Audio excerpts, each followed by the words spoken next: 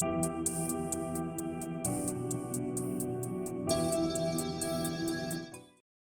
Everyone, जीवन tutorials आपका एक बार फिर से स्वागत करता है।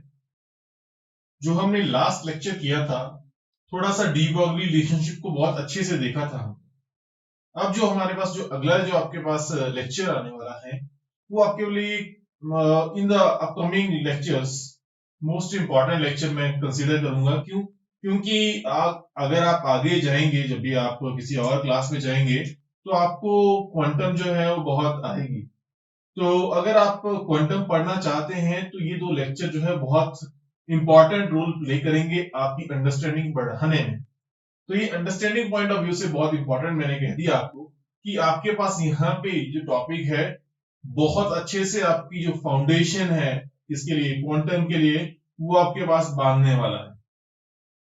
चलिए, मैंने यहाँ पे जो डिस्कस करना है, लास्ट लेक्चर तो हमने आपके साथ डिस्कस किया था, डी ब्रॉगली रिलेशनशिप के बारे में थोड़ा सा डिस्कस किया। अब मुझे थोड़ा और आगे जाना है क्योंकि वेवलेंथ की डिस्कशन चल रही थी उस टाइम। अब हम जो डिस्कशन करने वाले हैं, अब हम डिस्कशन करने वाले हैं किसके बारे में? क्लासिकल एंड क्वांटम के बीच में डिफरेंस। हमारे पास वैसे हेजनबर्ग अनसर्टेनिटी प्रिंसिपल भी है, लेकिन उसकी डिस्कशन करने से पहले मैं क्लासिकल और क्वांटम के बीच में डिफरेंस आपके पास थोड़ा सा असाइन कर देता हूं। फिर उसके बाद हम हेजनबर्ग के पास जाएंगे, लेकिन उससे पहले ये क्लियर कर लेते हैं। तो थोड़ा सा डिफरेंस मैं बता रहा हूं। तो difference between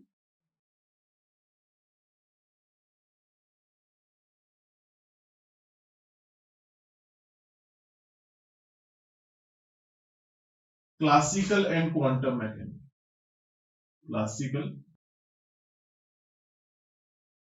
and quantum mechanics.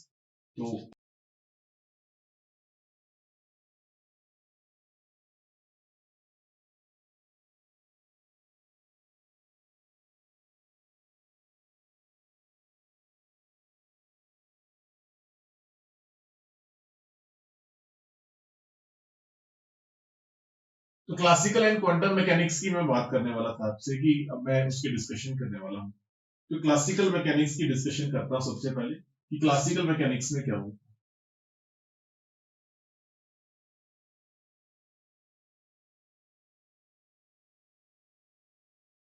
Classical mechanics में अगर आप किसी बॉडी के मोमेंटम की बात करते हैं तो आप उस मोमेंटम को इजीली फाइंड आउट कर सकते हैं, उसकी इजीली पोजीशन फाइंड आउट कर सकते हैं। आई थिंक आप लोगों ने बहुत सारी चीजें पढ़ी हैं, जैसे कि इवन आप न्यूज में सुनते हैं, जैसे कि आपके पास कोई प्रोजेक्टाइल है, तो आपके पास रॉकेट का प्रोपेल किया गया है, या आपके पास किसी मिसाइल को लॉन्च किया गया है, बैलिस्टिक मिसाइल है, जो भी आपके पास, ठीक है, वो सभी के सभी कौन से प्रिंसिपल पे? प्रोजेक्टाइल के प्रिंसिपल पे काम करती है। आपको पता है कि there are three type of projectile. One is incline. आपके लिए मैं थोड़ा सा इसको रिवाइज कर रहा हूँ, प्लस वन में आपने पढ़ा था, लेकिन मैं ज्यादा नहीं बताने वाला इनके बारे में। तो incline, second is horizontal, horizontal, and third is oblique. ये आपके पास तीन मैं प्रोजेक्टाइल्स बता रहा हूं। तो इन तीनों में से अगर आपके पास मैं इसकी बात छोड़ दूं, तो ये दोनों के दोनों जो प्रोजेक्टाइल हैं वो किस चीज के ऊपर डिपेंड करेंगे? एंगल ऑफ वेलोसिटी के ऊपर, एंगल ऑफ वेलोसिटी के ऊपर। ये सिर्फ वेलोसिटी के ऊपर डिपेंड करेगा, क्योंकि यहाँ पे जो एंगल होता है वो जीरो होता है। तो आपको मैंने ये कह दिया कि अगर आपके पास कोई, आपने बॉडी यहां से आपने कुछ थ्रो किया है, तो इसका जो एंगल है वेलोसिटी का, वो डिसाइड करेगा कंप्लीटली इसके क्या, पाथ के ऊपर। इसके ऊपर इस पाथ को डिसाइड करेगा कि वो किस डायरेक्शन में जाएगा, किस तरीके से जाएगा। इसी प्रिंसिपल पे आपके पास क्या, जैसे मिसाइल्स हैं वो आपके पास अटैक करती हैं, तो उसको बीच में डिस्ट्रॉय करना है तो हमें क्या करना पड़ता है, उसकी एग्जैक्ट वेलोसिटी हमें पता करनी पड़ती है, और angle of velocity find out करनी पड़ती है। उससे हम क्या कर सकते हैं, उसकी पाथ को पहले ही विजुलाइज कर सकते हैं, और उसके थ्रू हम इसको क्या कर सकते हैं, इन द पाथ हम क्या कर सकते हैं, इसको डिस्ट्रॉय कर सकते हैं। तो क्लासिकल मैकेनिक्स में पॉसिबल है कि क्या किसी का आप मोमेंटम एंड पोजीशन एक टाइम पे फाइंड आउट कर सकते हैं। दूसरा पॉइंट, पहला पॉइंट आपने याद रखना है कि मैंने क्या बोला। दूसरा पॉइंट अब मैं डिस्कस करने वाला हूं। तो दूसरा पॉइंट आपके पास यहाँ पे मोमेंटम की बात कर दी मैंने एंड पोजीशन की बात कर दी। मोमेंटम एंड क्या पोजीशन। सेकंड जो आपके पास बात कर रहा हूं मैं, तो क्लासिकल मैकेनिक्स में हमारे पास एक इशू ये आता है कि जैसे मान लीजिए कोई बॉडी है, उसको मैं हीट करना शुरू करता हूं या एनर्जी सप्लाई करना शुरू करता हूं, तो वो क्या कर सकती है, हायर एनर्जी लेवल्स में जा सकती है। तो अगर वो हायर एनर्जी लेवल्स में आपके पास जा रही है, तो इसका मतलब ये हुआ आपके पास यहाँ पे अगर कोई सिस्टम जो है हायर एनर्जी लेवल में जाने वाला है, उसका मतलब है क्या कि आपके पास वहां पे किसी भी लेवल तक वो जा सकता है और किसी भी लेवल तक आ सकता है। कहने का मतलब ये है कि इसमें आपके पास जो जैसे मान लीजिए आपने क्वांटाइजेशन ऑफ एनर्जी का प्रिंसिपल पढ़ा था जिसमें एनर्जी लेवल से, तो आपको पता है कि सिर्फ यहीं तक एक्साइटेशन होती थी, सिर्फ यहीं तक एक्साइटेशन होती थी। लेकिन इसमें ऐसा नहीं होता, इसमें जो एनर्जी लेवल होते हैं दीज आर ब्लड। ब्लड मतलब यहाँ पे आपके पास ब्लड कर दिया मैंने एनर्जी लेवल, इसका मतलब ये यहाँ से आप यहाँ भी आप इसको एक्साइट कर सकते हो, यहाँ भी, तो किसी भी एनर्जी से आप इसको क्या कर सकते हैं, एक्साइटेशन पॉसिबल है। दूसरा आपके पास ये क्लासिकल का मैकेनिक्स का आपको क्या मिल गया, डिफरेंस मिल गया। ओके, डिफरेंस नहीं मिला, अभी मैंने पॉइंट बोला, डिफरेंस अभी मिलेगा आपको क्योंकि इसी पॉइंट्स के थ्रू हम डिस्कशन करने वाले हैं। तो excitation up to any energy level, up to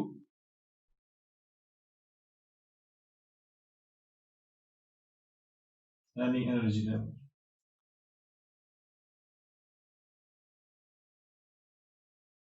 तीसरा डिफरेंस में डिस्कस कर लेता हूं। तो जो तीसरा डिफरेंस है आपके पास वो आता है क्या, आपके पास एक बॉडी एक टाइम पे एक ही पोजीशन पे रह सकती है। क्या मतलब हुआ इसका कि आपके पास अगर मैं कोई बॉडी अगर देख रहा हूं तो वो उसकी एग्जैक्ट आइडेंटिटी एक ही पोजीशन पे हमेशा मिलेगी, वो दूसरे पोजीशन पे दूसरी जगह पे एक टाइम पे नहीं रह सकती। या तो वो आप यहाँ पे रह सकते हो या तो किसी और प्लेस पे रह सकते हो। तो दैट इज क्या, दैट इज थर्ड जो आपके पास पॉइंट है। ठीक है कि आपके पास एक जगह पे आपके पास ये बॉडी रह सकती है। तो ये दो तीन तीन मैं आपके पास पॉइंट डिस्कस कर रहा हूं। चौथा अगर आपने डिस्कस करना है तो आप एक और आगे जा सकते हो। ठीक है कि क्या कि आप मतलब वेलोसिटी ऑफ लाइट के पास नहीं जा सकते, तो क्लोज जा सकते हैं बट उससे आगे नहीं जा सकते, क्योंकि अगर जाएंगे तो क्या हो जाएगा, मास इंक्रीज कर जाता है अकॉर्डिंग टू आइंस्टाइन। तो ये तीन चार पॉइंट्स मैंने डिस्कस कर दिए। अब आपके इसमें आता है क्वांटम के पास, क्वांटम मैकेनिक्स।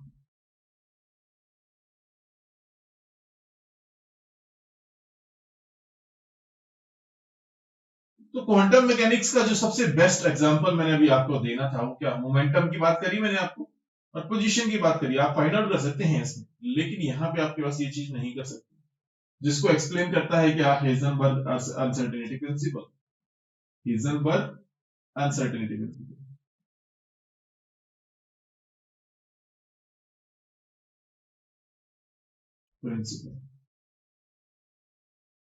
इसका मतलब ये हुआ कि आपके पास जो बॉडी है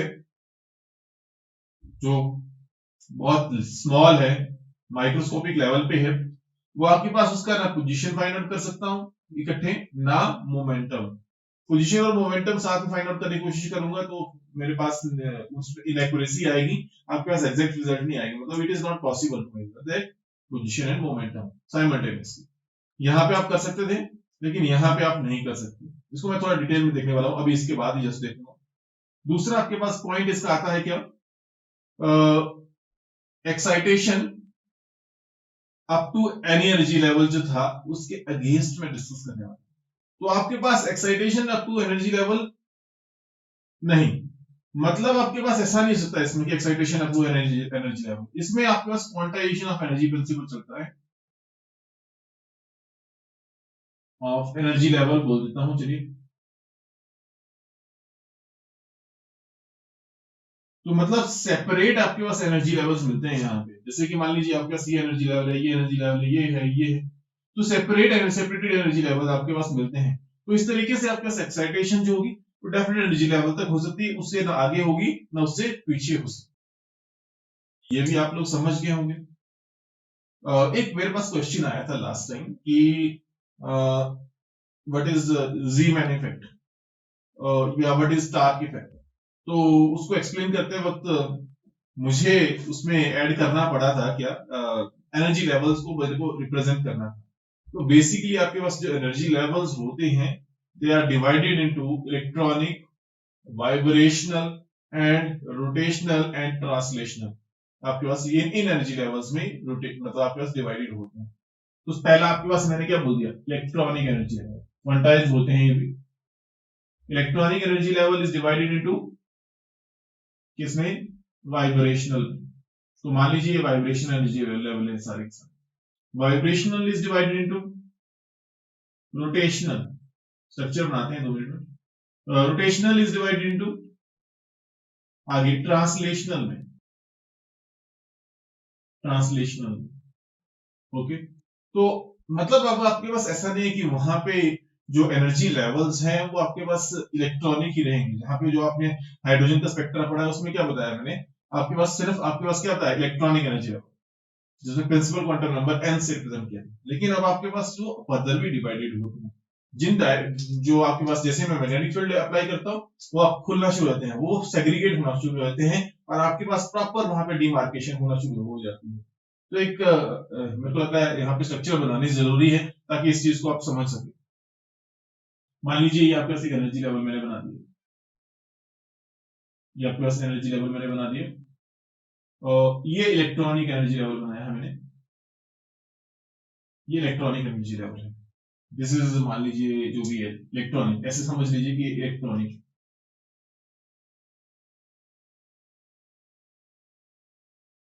ओके, इस इलेक्ट्रॉनिक एनर्जी लेवल को मैं क्या कर रहा हूं, आगे फर्दर डिवाइड करके बता रहा हूं, ठीक है। तो इसको मैं यहाँ पे बना के बता रहा हूँ, ठीक है। Electronic energy level is divided into vibrational. तो यहाँ पे मैंने वाइब्रेशनल एनर्जी लेवल बना, ये 1 2 3 इसे मान लीजिए। तो ये जो आपके पास इतना सा पार्ट है मैंने यहाँ पे इकट्ठे करके बना दिया।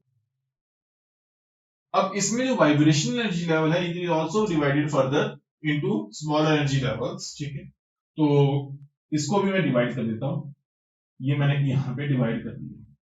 अब आपके पास यहाँ पे मैंने इलेक्ट्रॉनिक बोल दिया, ये वाइब्रेशनल बोल दिया, दिस इज वाइब्रेशनल।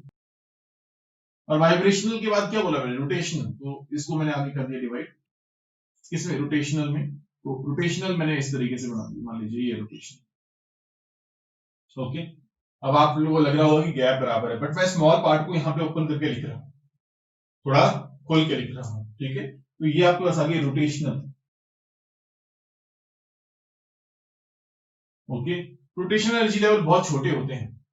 अगर मैं इसमें और आगे जाऊं तो उसके आते हैं ट्रांसलेशनल आते हैं, जैसे यहाँ पे मैंने बताया वैसे फंसते, वो उससे भी ज्यादा छोटे होते हैं। तो इनमें जो एनर्जी डिफरेंस होता है, जैसे इलेक्ट्रॉनिक की मैं बात करूं, इलेक्ट्रॉनिक एनर्जी लेवल के बीच में जो डिफरेंस आता है दैट इज कितना, approximately closer to 1 atto joule, 1 atto joule आ सकता है, ठीक है। यहां पे जो डिफरेंस आ सकता है वो कितना आ सकता है, दैट इज 1 जेटा जूल। और यहां पे कितना आ सकता है आपके पास, I think this is 10 to 100, this is 10 to 100। तो मेरे पास रिकॉर्डिंग थोड़ी रुक गई थी, शायद जो आपके पास कैमरा है, मेरे पास यहाँ पे कैमरा है, उसकी जो बैटरी है वो खत्म हो चुकी थी, उस वजह से आपके पास ये स्टॉप हो गई। तो चलिए थोड़ा आगे देखते हैं कि मैं आपको बताने वाला था क्या, कि जो डिफरेंस इन एनर्जी लेवल में डिस्कस कर रहा था उसको डिस्कस करने वाला हूं मैं आपके साथ। तो यहाँ पे जो आपके पास एनर्जी डिफरेंस आता है इसमें, तो आपके पास इलेक्ट्रॉनिक एनर्जी लेवल का जो डिफरेंस रहता है then that is 1 atto joule. And जो आपके पास रोटेशनल, आपके पास वाइब्रेशनल एनर्जी लेवल का जो डिफरेंस रहता है that is 10 to 100 zetta joule, that is 10 to 100 zetta joule. And जो आपके पास रोटेशनल एनर्जी लेवल है उनमें डिफरेंस रहता है that is 1 zetta joule. Atto is 10⁻18 and zetta is 10⁻21।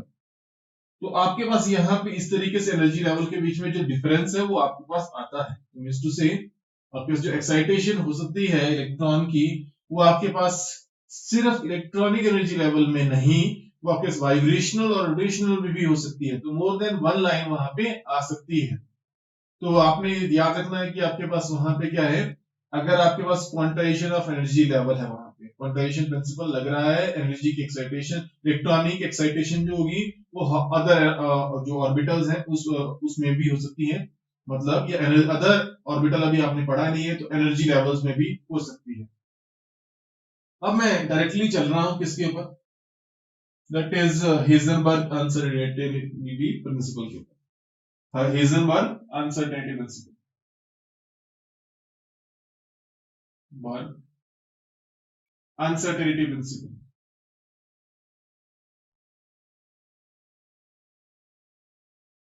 Principal simple है, कोई ज्यादा मुश्किल नहीं। आज से आपने पहले पढ़ा है कि अनसर्टेनिटी रहती, क्या रहती है आपके पास, अनसर्टेनिटी। अनसर्टेनिटी का मतलब कि मतलब आपके पास अगर आपके पास कोई बॉडी है जिसको मैं फेंक रहा हूं, जैसे मान लीजिए मैंने यहां से यहां फेंक दिया, तो अब आपके पास हम इसकी पोजीशन भी फाइंड आउट कर पाएंगे, उस टाइम मोमेंटम भी फाइंड आउट कर पाएंगे। लेकिन जब मैं माइक्रोस्कोपिक वर्ल्ड में जाता हूं तो वहां पे आपके पास ये पोजीशन और मोमेंटम एक टाइम पे मैं मेजर नहीं कर सकता, उसमें क्या रहती है, अनसर्टेनिटी रहती है। तो इसको मैं लिख सकता हूं क्या, uncertainty in position into uncertainty in momentum is equal to or greater than h upon 4 pi,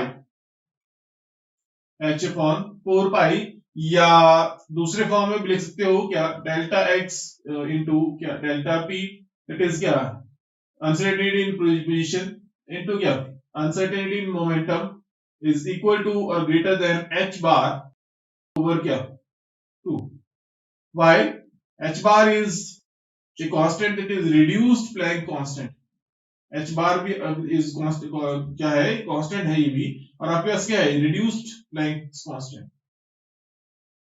reduced Planck's constant। अब देखिए यहां पे किसके बराबर रहता है h bar, h bar रहता है आपके पास किसके बराबर, h upon 2 pi, h upon 2 pi के बराबर रहता है, इसलिए मैंने यहाँ पे सब्स्टिट्यूट कर दिया है। तो अगर आपने अर्लियर पहले कुछ टाइम में आपने डेफिनेशन स्टडी करी है क्या, हीजनबर्ग अनसर्टेनिटी प्रिंसिपल की, क्या this is the uncertainty in position and क्या मोमेंटम, क्या है ये अनसर्टेनिटी इन पोजीशन, या हम ऐसा बोल सकते हैं कि क्या, it is not possible to measure both position and momentum of a microscopic particle with absolute accuracy simultaneously. Simultaneously word लगाना जरूरी है, मतलब आपके पास क्या, अनसर्टेन पोजीशन और मोमेंटम अगर मैं कैलकुलेट करना शुरू करूं तो आपके पास उसको मैं एब्सोल्यूट एक्यूरेसी के हाथ में मेजर नहीं कर सकता, उसमें कुछ ना कुछ आपके पास एरर रहेगा, कुछ ना कुछ आपके पास प्रॉब्लम रहेगी जो एग्जैक्ट नहीं वैल्यू देगा, कि अब जब मैं दोनों को इकट्ठे मेजर करने की कोशिश करता हूं। तो चलिए अब इसको मैं थोड़ा इस हिसाब से समझने वाला हूं ताकि आपको इसको अप्लाई करना क्वांटम वर्ल्ड तक ले जाए, क्वांटम वर्ल्ड तक आप इसको पहुंचा सकें, क्योंकि ये है किसके लिए, माइक्रोस्कोपिक वर्ल्ड के लिए। तो क्या करता हूं मैं एक इलेक्ट्रॉनिक वेव की बात करता हूं, मान लीजिए ये मेरे पास एक एक्सिस है, एक्स एक्सिस है, और यहां पे वेव फंक्शन है, वेव फंक्शन है,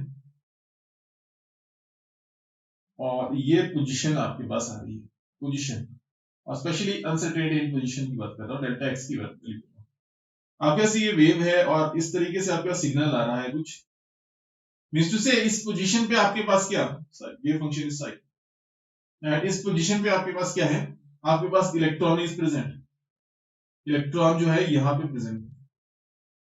तो पहला क्वेश्चन वेव फंक्शन क्या होता है, क्योंकि अब आप लोगों ने नहीं पढ़ा है, तो इतना सा याद रखना है कि मान लीजिए अगर एक वेव चल रही है तो this part of the wave is wave function, क्या गया ये, वेव फंक्शन, इसको रिप्रेजेंट करता हूं मैं साई से, किससे रिप्रेजेंट कर दूंगा, साई से।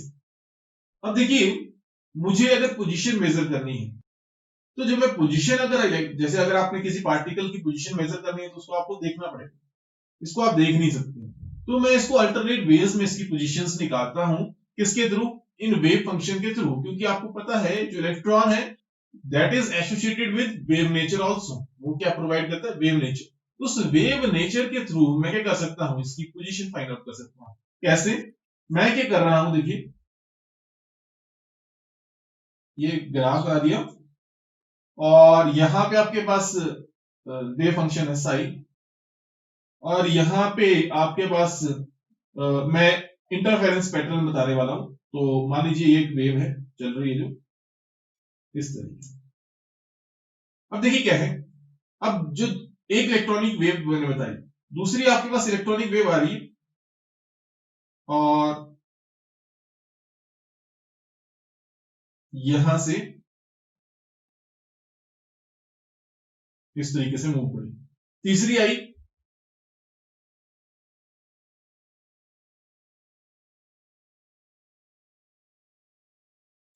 इस तरीके से।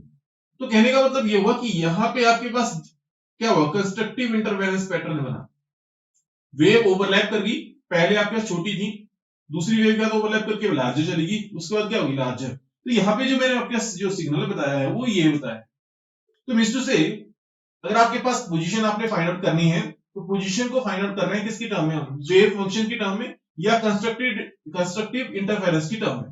तो यहाँ पे मैं पोजीशन फाइंड आउट कर सकता हूँ कि इस पोजीशन पे आपके पास क्या है, आपके पास क्या है, कोई पार्टिकल प्रेजेंट है। लेकिन अगर मैंने यहाँ पे पोजीशन फाइंड आउट कर ली तो क्या मैं मोमेंटम फाइंड आउट कर सकता हूँ? देखिए कैसे चेक करता हूँ।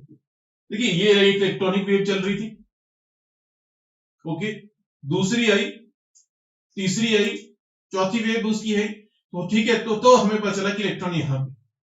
अब अगर मुझे इसका पोजीशन तो पता चल गई, क्या मोमेंटम फाइंड आउट कर सकता हूं? क्योंकि इसका मोमेंटम इस टाइम पे अलग होगा, इस पे अलग होगा, इस पे अलग होगा। इसका मतलब ये हो कि अगर ये मूव कर रही है वेव, मतलब इलेक्ट्रॉन मूव कर रहा है, तो इस स्पेसिफिक पोजीशन पे मैं क्या कर सकता हूं, मोमेंटम फाइंड आउट कर पाऊंगा। इस पोजीशन पे इसको क्या फाइंड आउट कर पाऊंगा, मोमेंटम, नॉट द पोजीशन। क्योंकि पोजीशन फाइंड आउट करने के लिए तो मुझे क्या करना पड़ेगा, इसके कंस्ट्रक्टिव इंटरफेरेंस पैटर्न बनाने पड़ेंगे, तब जाके बनेंगे। तो उसमें तो आपके पास बहुत सारे वेव फंक्शंस आपने ऐड किए तब जाके वो बने। लेकिन यहाँ पे जब आपने मोमेंटम निकालना है तो किसी एक इलेक्ट्रॉनिक वेव को कंसीडर करना पड़ेगा, जो कि आपके लिए आपके यहाँ पे क्या है, अगर एक वेव को मैं कंसीडर करता हूं तो उसके थ्रू आप क्या कर सकते हैं, उसके थ्रू आप दैट इज पोजीशन नहीं मेजर कर पाओगे कि वो बहुत वीक होगा, उसका सिग्नल बहुत वीक होगा, it is not possible to measure that signal also.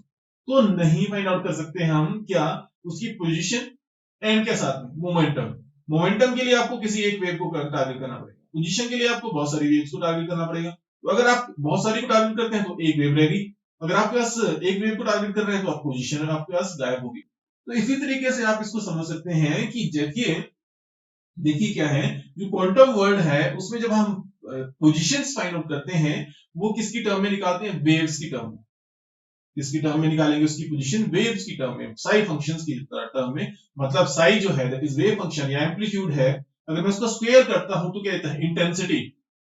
वो देता है इंटेंसिटी ऑफ वेव फंक्शन या इंटेंसिटी ऑफ इलेक्ट्रॉनिक वेव। और इंटेंसिटी में ही तो मतलब हम क्या बता सकते हैं, उस रीजन में उसकी चांसेस कितने हैं, उस रीजन में वो कितना हो सकता है, प्रोबेबिलिटी कितनी है उसकी, वो वहां पे लाई करेगा या नहीं लाई करेगा। यही बात यहाँ पे भी मैंने कर दी कि क्या मैंने क्या किया, यहाँ पे इंटेंसिटी को क्या किया, इंक्रीज किया, कैसे, कंस्ट्रक्टिव इंटरफेरेंस के थ्रू। मतलब हमारे पास जो वेव्स हैं उसको ओवरलैप कर करके तब जाके मेरे पास आया।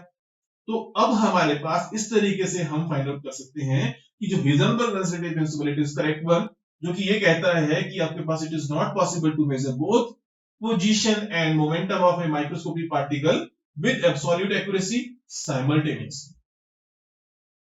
थोड़ा सा आइडिया लग गया होगा, नहीं लगा होगा तो आप पूछ लेना बाद में, मैं इसको क्लियर कर दूंगा। मैं इसको ऐसे नहीं ले करने वाला जैसे मान लीजिए एक इलेक्ट्रॉन जा रहा है, अगर आप उसको देखना है तो उसको क्या करना पड़ेगा, उसके ऊपर लाइट उसके ऊपर फेंकनी पड़ेगी। अगर लाइट फेंकेंगे तो आप सिर्फ उसकी क्या कर सकते हैं, पोजीशन फाइंड आउट कर सकते हैं और उसका क्या मोमेंटम वेरी कर जाएगा। ठीक है, मैं ऐसे नहीं डिस्कस कर रहा इसको, डायरेक्टली ऐसे कर रहा हूँ। ठीक है, आपने पहले पढ़ा है, मैंने मान लिया इस चीज, लेकिन it is better to understand the concept actually जैसे वो प्रेजेंट है, तो जैसे वो प्रेजेंट किया गया है एक्चुअली। तो heisenberg ने ये इस टर्म में प्रेजेंट किया हुआ है, किसके, वेव फंक्शंस की टर्म में। तो मैंने आपको वेव फंक्शंस की टर्म में बता दिया। तो होप सो आपको थोड़ा आइडिया लग गया होगा। अगर डेल्टा वी की बात करूं तो इसको आप फर्दर आगे किसमें डिवाइड कर सकते हैं कि डेल्टा वी क्या होता है आपके पास, अनसर्टेनिटी इन क्या, पोजीशन है, तो इसको मैं लिखता हूं m डेल्टा क्या v, क्योंकि आपके पास पोजीशन, अब आपके पास वेलोसिटी में अनसर्टेनिटी आ सकती है, मास में तो नहीं आएगी, तो आपके पास यहाँ पे ये आ सकता है। इसका मतलब इसकी पोजीशन में क्या लिख सकता हूं मैं, delta X into M delta V is equal to और greater than H upon 4 pi ये। तो ये न्यू कंसेप्ट है आपके लिए वेव फंक्शंस का। प्लस वन में आपने पढ़ा है श्रोडिंगर वेव इक्वेशन, उसमें आपने पूछा था कि उसमें एक टर्म पड़ी है साई, वेव फंक्शन क्या होता है। तो साई का वहां पे कोई सिग्निफिकेंस नहीं है, लेकिन साई का स्क्वायर हम लें तो वो इंटेंसिटी ऑफ वेव फंक्शन देता है, जो कि इंपॉर्टेंट है। वही प्रिंसिपल यहाँ पे यूटिलाइज करने की कोशिश कर रहा हूँ, कंस्ट्रक्टिव इंटरफेरेंस पैटर्न्स में फाइंड आउट करने की कोशिश कर रहा हूँ, जिसकी वजह से अगर कंस्ट्रक्टिव इंटरफेरेंस करूंगा मतलब आपके पास एक इलेक्ट्रॉनिक वेव यहाँ से आ रही है, दूसरी बाहर चल रही है, तीसरी यहाँ पे चल रही है, चौथी यहाँ पे आ गई, पांचवी यहाँ पे आ गई। तो इस तरीके से अगर आपके मैं क्या करता हूँ, मतलब इन पैटर्न जहां से वेव्स पास करना शुरू करूंगा, तो अगर यहाँ पे कंस्ट्रक्टिव इंटरफेरेंस ज्यादा बढ़ना है, यहाँ पे बढ़ रहा है, यहाँ पे बढ़ रहा है, इसका मतलब ये हुआ कि यहाँ पे इलेक्ट्रॉन होने के चांसेस ज्यादा है, यहाँ पे इलेक्ट्रॉन होने के चांसेस ज्यादा है, यहाँ पे इलेक्ट्रॉन होने के चांसेस ज्यादा है। तो इस तरीके से आप फाइंड आउट कर सकते हैं कि इलेक्ट्रॉन कहाँ पे है। लेकिन अगर इलेक्ट्रॉन कहाँ पे, अगर मुझे ये पता चल गया तो आप मोमेंटम तो नहीं फाइंड आउट कर पाएंगे कि कितनी स्पीड से चल रहा है, मास तो पता चल जाएगा पर स्पीड से नहीं पता चलेगा कि कितनी स्पीड से चल रहा है, तो मिस्टर से वो मुश्किल हो जाएगा। अब आपका कंस्ट्रक्टिव इंटरफेरेंस पैटर्न जो है खत्म करना पड़ेगा मुझे, क्या मोमेंटम निकालने के लिए कुछ ट्राई करना पड़ेगा इसमें। ओके, तो it is not possible to measure both position and momentum of the microscopic particle with absolute accuracy simultaneously. ये आपके पास क्या था, हिल्सडॉर्फ अनसर्टेनिटी प्रिंसिपल। तो ये जो टॉपिक है हमने अंडरस्टैंड करना है, not up to the competition level नहीं लेके जा रहा मैं, क्योंकि कंपटीशन लेवल आपने पढ़ा है प्लस टू में काफी हद तक क्लियर किया है, आपने बहुत सारी चीजें कंपटीशन लेवल पे लेके गए हैं, न्यूमेरिकली सॉल्व किया है, लेकिन अंडरस्टैंडिंग आपकी बहुत कम रहती है उस कंसेप्ट में। तो इसलिए कोशिश है कि आप अंडरस्टैंडिंग बिल्ड कीजिए ताकि उस चीज को आप विजुअलाइज कर सकें। तो यहाँ पे विजुअलाइजेशन की कोशिश की जा रही है। तो होप सो आपको ये टॉपिक समझ आ गया होगा, नहीं समझ आया होगा तो आप बता दें, उसके बाद हम फिर से इसको क्लियर कर सकते हैं। कोशिश करेंगे इसकी एनिमेशन बनाने की ताकि आपको इसको और बेटर क्लियर हो। तो अभी तो नहीं पॉसिबल, जैसे ही पॉसिबल होगा मैं उस टाइम एनिमेशन बना के इसको एक्सप्लेन कर दूं। तो thank you for watching, next time मिलते हैं, सी यू नेक्स्ट टाइम।